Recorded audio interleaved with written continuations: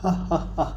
क्यों बूढ़े महामंत्री, यही है न तेरे राजा का राज मुकुट। बस अब तू यह समझ ले कि तेरे महाराज भी अब जीवित नहीं है। दुष्ट दुष्टांत, जल्द ही ईश्वर तुझे में तेरे पापों की सजा देगा। तू कुत्तों की मौत मरेगा। दुष्टांत ने यह राज मुकुट अपने सिर पर रख लिया और बोला, हा हा, मैं नहीं, कुत्ते की मौत तू मरेगा बूढ़े, वो भी अभी। दुष्टांत अपनी तलवार लिए राज सिंहासन से उठा, किंतु तभी बाकीलाल, महाराज की जय हो। यह इंसान अपने आप को यहाँ का राजा बता रहा है। उफ, ये सब क्या चक्कर है। तो क्या तुम्हारा नाम विक्रम सिंह है और तुम? नहीं, मेरा नाम बाकीलाल है और मैं यहाँ का कार्यवाहक राजा हूँ। बाकीलाल, तो तुम वही बाकीलाल हो ना जिसके बुद्धिमानी और बहादुरी भरे कारनामों की चर्चा आज सारी पृथ्वी पर है, और जिसकी वफादारी की कस्में आज सारी पृथ्वी पर खाई जाती है। हाँ हाँ हाँ जी। सेनापति कलान, तुम कहना क्या चाहते हो? बस यही, महाराज की या बाकीलाल जी का सहयोग व समर्थन हमें मिल जाए तो हमें सारी पृथ्वी पर विजय पाने की अधिक समय नहीं लगेगा। बाकीलाल जब तक पूरी स्थिति को समझ चुका था, अतः वह मुस्कुराते हुए बोला, क्या, क्यों नहीं? सेनापति जी, मैं राजा विक्रम सिंह के प्रति वफादार नहीं बल्कि विशालगढ़ के राज सिंहासन के प्रति वफादार हूँ, और अब चूंकि इस राज सिंहासन के मालिक दैत्यराज है। यह बात समझ नहीं आ रही थी कि महाराज का राज मुकुट इस दैत्य के पास कैसे आया। खैर, मौका देखकर वह भी इसी से पूछ लूंगा। अतः अब इसके हर आदेश को मानना मेरा धर्म है। मैं अब दैत्यराज को पर अपना पसीना, मेरा मतलब है मैं दैत्यराज के पसीने पर अपना खून बहा सकता हूँ। वाह बाकेला, तुम्हारे कितने सुंदर, तुम्हारे विचारों बहुत प्रसन्न हूँ। तुम्हें अपने सेवक मुख्य नायक बनाता हूँ और तुम्हें आदेश देता हूँ कि तुम इस बूढ़े महामंत्री की गर्दन उड़ा दो। आपकी आज्ञा सिर आंखों पर महाराज, लेकिन मेरी राय में तो अभी इस बूढ़े कारागार में डलवा देना चाहिए और गर्दन हम अपने शत्रुओं की के साथ एक एक साफ कर दें। वाह, क्या बात की है तुमने बाकी। हम अपने सारे शत्रुओं को एक ही दिन एक साथ मारेंगे। हा हा हा। पता नहीं बाकीलाल के मन में मेरी भलाई की कोई योजना है या वाकई यह नमक हरामी पर उतर आया है। हा, हा, हा। तभी एकाएक बाकीलाल को सोचता हुआ बोला, दैत्यराज, आज तो अपनी पहली विजय की खुशी में जश्न होना चाहिए। वाह, नाच गाना, लेकिन इसकी व्यवस्था कौन करेगा? मैं करूँगा सारी व्यवस्था। फिर उसी रात हा हा हा, और नाचो नाचो, हा हा, वाह, मजा आ गया। रंगारंग का यह कार्यक्रम जब सुबह समाप्त हुआ तो वाह, बहुत खूब। ऐसे खूबसूरत नृत्य के बारे में तो हमने सुना था कि सिर्फ देवलोक में इंद्र के दरबार में ही होता है, लेकिन आज इससे भी खूबसूरत नृत्य हमने इसी पृथ्वी पर देखा है। वाह, मजा आ गया। बदलता, ये लो अपना इनाम, और सुनो, यह नाच गाने की महफिल आज फिर दोपहर से शुरू होगी। जी महाराज। वाह, इसको कहते हैं राजा जो जिंदगी का आनंद लेना जानता है, और एक था विक्रम सिंह, कंजूस कहीं का।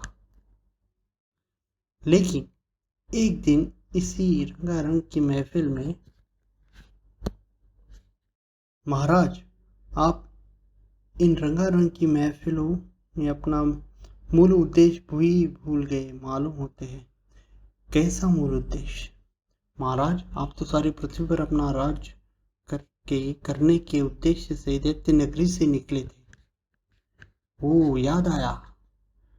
सेनापति कालांत, अब हमारे इस उद्देश्य को तुम और बाकीलाल मिलकर पूरा करोगे, और शक्ति मां से मिली मेरी तलवार बाकीलाल के पास रहेगी, और तुम लोग आज ही विजय यात्रा पर रवाना हुए हैं।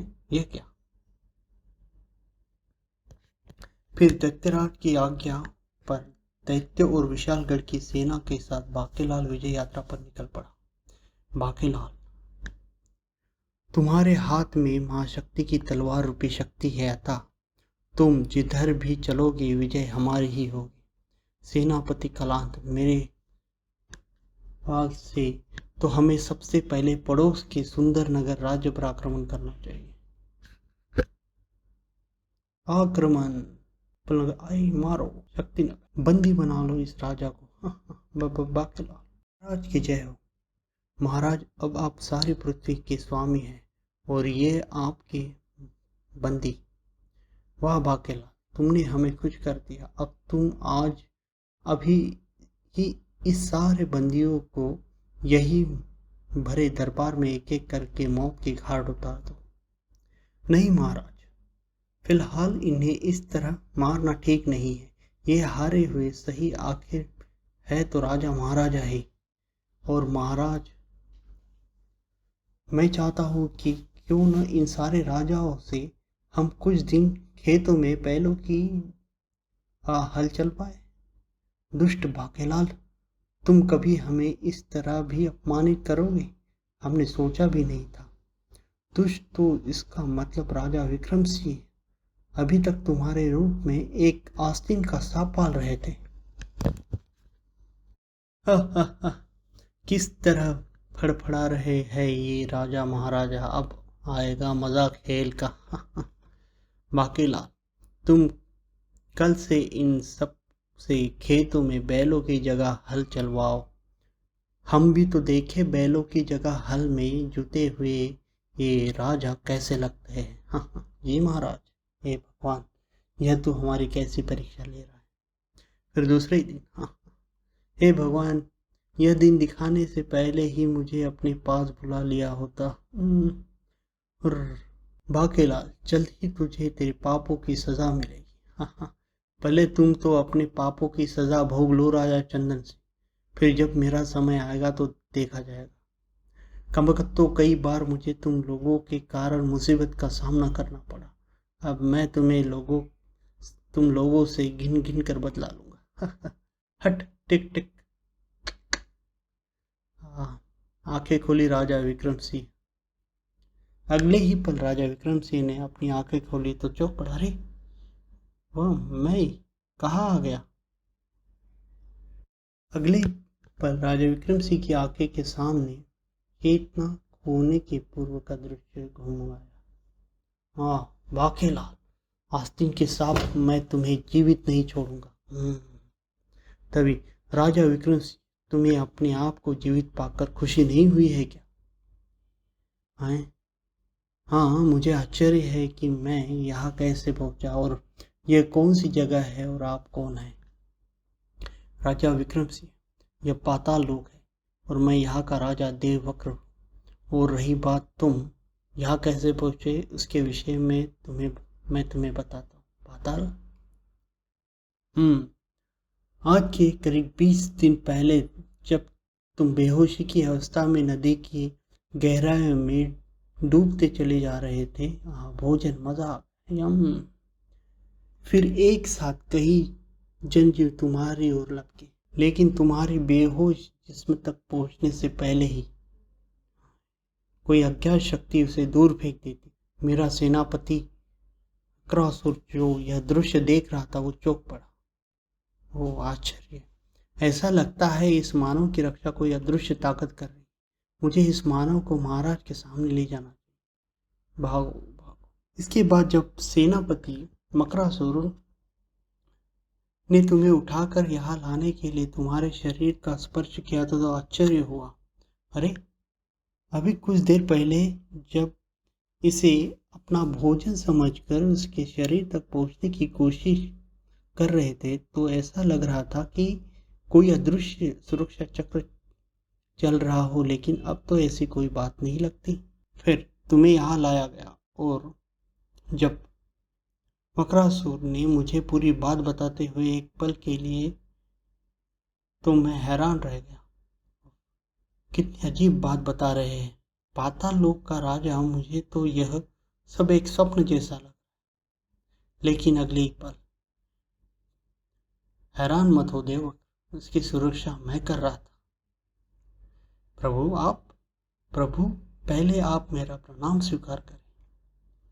फिर मुझे आशीर्वाद देने के बाद भगवान शंकर बोले, वस देववक्र, पृथ्वी पर धर्म कर्म जीवित रहे, इसके लिए विक्रम सिंह का जीवित रहना आवश्यक है।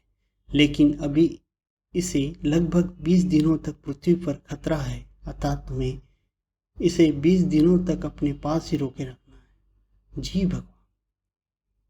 इतना कहकर भगवान शंकर भगवान आलोक हो गए। फिर मेरे कहने पर तुम्हें 20 दिन तक निरंतर निंदा की आवश्यकता दी जाती रही, और चूंकि आज 21वां दिन है, अतः शंकर भगवान के कहे मुताबिक खतरे का समय टल चुका है।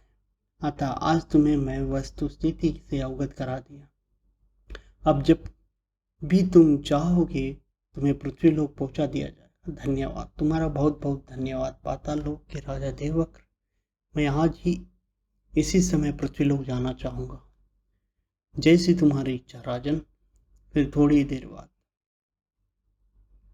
जल्द ही मकरासुर ने राजा को जंगल की बहती नदी के तट पर पहुंचा दिया। ठीक है मकरासुर, मैं तुम्हारा और तुम्हारे महाराज का यह उपकार कभी नहीं भूलूंगा। अच्छा राजन, आप मुझे इजाजत दें। फिर राजा विक्रम सिंह पैदल ही विशालगढ़ राज्य की ओर बढ़ चला। लेकिन तभी वह कुछ दूर आगे बढ़ा था कि तभी मेरी समझ में नहीं आता कि हम लोग बाकेलाल से यह तलवार कैसे हासिल करें। हाँ सेनापति जी, दैत्यों से छुटकारा पाने के लिए उस तलवार का हमारे पास होना अति आवश्यक है। बाकेलाल का जिक्र करने वाले ये लोग कौन हैं? कौन हो सकते, और ये किस तलवार की बात कर रहे हैं? मुझे देखना समझना चाहिए। राजा आगे बढ़ा तो सबसे पहले उस पर मंत्री करम सिंह की नजर पड़ी। हम महाराज आप, मैं कहीं सपना तो नहीं देख रहा हूँ? अरे यह तो अपने ही राज्य के सैनिक और सेनापति व मंत्री करम सिंह है। सेनापति करमन, सेनापति राजवन, तुम लोग इस तरह जंगल में एकत्रित होकर क्या षड्यंत्र रच रहे हो? महाराज, षड्यंत्र हम नहीं, हमारी किस्मत ने हम सबके और आपके साथ रचा है। क्योंकि आप कई दिनों से शांति की तलाश में गए हुए थे, अतः आपको वस्तुस्थिति की जानकारी नहीं है। इसी के साथ महामंत्री के छोटे भाई मंत्री करमन सिंह ने राजा को पूरी बात बता दी, जिसे सुनने के बाद राजा विक्रम सिंह गहरी सोच में डूब गया। हे भगवान, ये सब क्या हो गया? कैसे वापस होगा अपना राज्य? क्या बाकेलाल के कब्जे से यह शक्ति रूपी तलवार हासिल कर भर से ही हम उन दैत्य पर विजय प्राप्त कर सकते हैं? फिर एकाएक मन ही मन वह कुछ निर्णय कर बोला, बाकेलाल से उस तलवार को हासिल करने के लिए मैं आज रात को राजमहल में गुप्त मार्ग से दाखिल होऊंगा, और मेरे साथ सेनापति राजवंत भी होगा। और मंत्री करम सिंह, तुम्हें और इन सारे सैनिकों को युद्ध के बिगुल की आवाज सुनते ही राजमहल पर आक्रमण बोल देना है, और वो युद्ध का बिगुल मैं बाकेलाल से तलवार प्राप्त करने के बाद बजाऊंगा। और महाराज, हम सबको युद्ध के उस बिगुल का बेसब्री से इंतजार रहेगा। उधर उसी दिन रंगारंग की महफिल में वाह और एक जाम बना।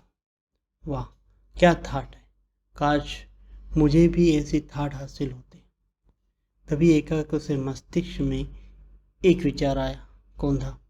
हासिल हो सकती है मुझे भी यह सुख सुविधाएं, बाके तेरे पास अभी भी महाशक्ति की शक्ति रूपी तलवार है। बस तुझे इस दैत्यराज को मौत के घाट उतारना है, फिर इस सारी पृथ्वी पर तेरा राज होगा, तेरे ठाट बाट होंगे। हाँ, मैं ऐसा ही करूँगा।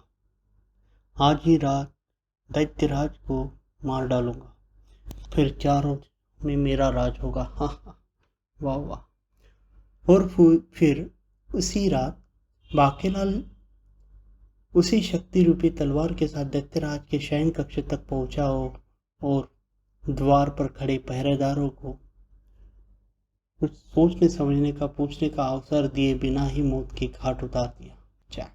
और फिर दैत्यराज के शयन कक्ष पहुंचा। सो रहा है ना, अब मैं हमेशा के लिए सो जा। दैत्यराज को मौत के घाट उतारने के बाद जैसे ही बाकेलाल उसके शयन कक्ष से बाहर निकला कि तभी उठा, लेकिन इससे पहले कि उसकी चेतना लुप्त हो उसने सुना, मारे गए महाराज, उस तलवार अपनी अधीन कर लो। फिर जाने कितनी देर की बेहोशी के बाद जब उसकी चेतना वापस लौटी और उसने अपनी आंखें खोलनी चाही कि तभी उसके कानों में महामंत्री धर्म सिंह की आवाज सुनाई पड़ी, महाराज, तो इसका मतलब है बाकेलाल ने आपको अपनी तरफ से मांसकर नदी में फेंक दिया था और वहां आकर उसने हमसे झूठ बोला था कि आप कुछ दिनों के लिए एकांत के लिए किसी अज्ञात स्थान पर गए और उससे यह भी झूठ बोला कि आपने अपने राज्य कार्य संबंधी सारे अधिकार कुछ दिनों के लिए उसे सौंप दिए हैं। क्या? तो इसका मतलब है राजा विक्रम सिंह जीवित है? बेटा वाकई अब तेरी मौत निश्चित है। तभी इस धूर्त ने मेरे विश्वास का नाजायज फायदा उठाते हुए धोखे से मुझे अपने नाम अधिकार पत्र लिखवा लिया। महाराज, कुछ भी हो, इस बार आपकी जान उसकी धूर्तता के कारण ही बची है। क्या? मेरी धूर्तता से उसकी जान बची है? तो इसका मतलब हर बार के इस बार भी मेरी योजना की टांग पहले ही टूट चुकी। क्या मतलब? महाराज, यदि इसने आपको बेहोश कर नदी में न फेंक दिया होता तो आप पृथ्वी पर होते और फिर आप शिवजी के उस त्रिशूल से कतई नहीं बच सकते जैसे दैत्यराज ने तपस्या द्वारा शिवजी को प्रसन्न कर प्राप्त किया था। और महामंत्री की पूरी बात सुनने के बाद आंखें बंद पड़े बाकेलाल की बंद आंखों के सामने उस घटना का दृश्य घूम गया, जबकि तो यह था रहस्य उस त्रिशूल का। ओ, तो इसलिए शिव भगवान ने पाताल लोक के राजा देववक्र को दर्शन देकर बताया था कि 20 दिनों तक मुझे पृथ्वी पर न जाने दे, क्योंकि उस 20 दिन तक मुझे पृथ्वी पर खतरा है। दामाद जी, यह पाताल लोक की क्या कहानी है? फिर राजा ने पाताल लोक और उसके राजा देववक्र के बारे में सब कुछ बताने लगा और उसकी पूरी बात सुनते ही आंखें बंद की और जमीन पर पड़ा बाकेलाल मन ही मन मुस्कुरा और फिर उसने आंखें खोली। मैं कहाँ हूँ? ओह बाकेलाल, होश में आ। क्यों बाकेलाल, तुझे आश्चर्य तो हो रहा होगा मुझे जीवित देखकर। अवश्य महाराज, लेकिन मैं ऊपर वाले का लाख लाख शुक्र अदा करता हूँ कि आप जीवित हैं। और बको मत धूर्त, अपनी तरफ से तो तूने मुझे मार कर नदी में फेंक दिया था और अब चापलूसी करता है। हम अभी तेरी गर्दन उड़ा देंगे। बेशक आप मेरी गर्दन उड़ा दे महाराज, लेकिन आपके हित के लिए उस समय मैंने जो उचित समझा किया, क्योंकि मैं उस दिन जंगल में शिकार के लिए गया था तो अचानक ही देखा कि दैत्यराज के सामने भगवान शिव प्रकट हुए और मैंने देखा कि शंकर भगवान ने दैत्यराज को वह त्रिशूल देते हुए कहा कि विशालगढ़ के बाद ही तुम संपूर्ण पृथ्वी पर विजय पा सकोगे। अतः महाराज, उस समय मैंने वह सोचकर कि पृथ्वी पर तो आपका जीवन कतई सुरक्षित नहीं है, क्योंकि त्रिशूल के हाथ में आते ही दैत्यराज का सबसे पहला लक्ष्य होगा आपकी मौत। बस इसलिए मैंने आपको बेहोश कर नदी में भगवान के भरोसे फेंक दिया था। अब आप उसी की जो भी सजा देना चाह दे सकते हो। तो यह बात थी। तभी मैं सोच रहा था कि आखिर तुमने दैत्यराज को क्यों मार दिया था।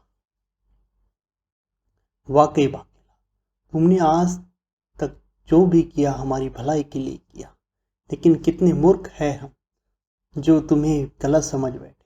वो क्या महाराज, हालात ही कुछ ऐसे बन गए थे कि आपकी जगह कोई भी होता तो मुझे गलत समझता। तभी लेकिन बाकेलाल, तुमने हमारे साथ वह दुर्व्यवहार क्यों किया? तुमने हमें क्यों अपमानित किया? क्षमा करें महाराज, आप लोगों के साथ मैंने जो दुर्व्यवहार किया वो सिर्फ दैत्यराज को अपने विश्वास में लेने के लिए किया था। और फिर आप लोग यह भी न भूले कि यदि उस समय मैंने वह सब न किया होता तो दैत्यराज ने आप सभी को उसी समय मौत के घाट उतार दिया होता। हाँ, तुम ठीक कह रहे हैं। बाकेलाल, हम शर्मिंदा है कि हमने तुम्हें गलत समझा। लेकिन बाकेलाल, तुमने राजकोष से धन क्यों चुराया? तो बूढ़े खुसट, तुझे इस धन के बारे में भी पता चल गया। खैर, उसका भी जवाब है मेरे पास। वो महामंत्री जी, मैंने सोचा यदि दैत्यराज ने विशालगढ़ पर विजय पा ली तो हो सकता है सबसे पहले विशालगढ़ का खजाना लूट दैत्य नगरी न पहुंचा दे। वाकई बाकेला, तुम बहुत ही दूरदर्शी हो। हमें गर्व है तुम जैसा साथी हमें मिला। बस महाराज, आप तो हर समय मुझे शर्मिंदा करते रहते हैं। राजा के बच्चे, जिस दिन मेरी योजना सफल होगी उस दिन तुम्हें आटे दाल का भाव मालूम होगा। और महाराज, अब आप बताए कि क्या अब इस राजमहल में हमारा अधिकार है? यानी कि हाँ, तुमसे वह शक्ति रूप तलवार प्राप्त करने के बाद रात ही हमने दैत्य को मार भगाया था।